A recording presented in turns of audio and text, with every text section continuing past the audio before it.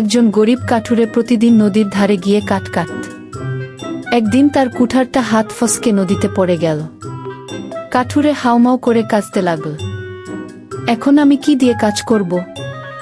হঠাৎ জলের ভেতর থেকে এক সুন্দরী জলপরী উঠে এলো। সে বলল, কেঁদো না কাঠুরে, আমি তোমার কুঠার খুঁজে দেবগু। সে প্রথমে সোনার কুঠার নিয়ে এলো।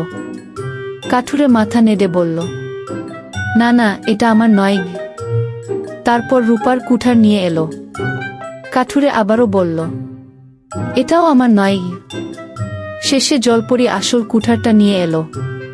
কাঠুরে খুশি হয়ে বলল, এইটাই আমার গি। কাঠুরের সততায় মুগ্ধ হয়ে জলপরী হাসল। তুমি সৎ মানুষ, তাই তোমাকে 3টি কুঠার দিলাম ঘ। কাঠুরে আনন্দে মাথা নত করল।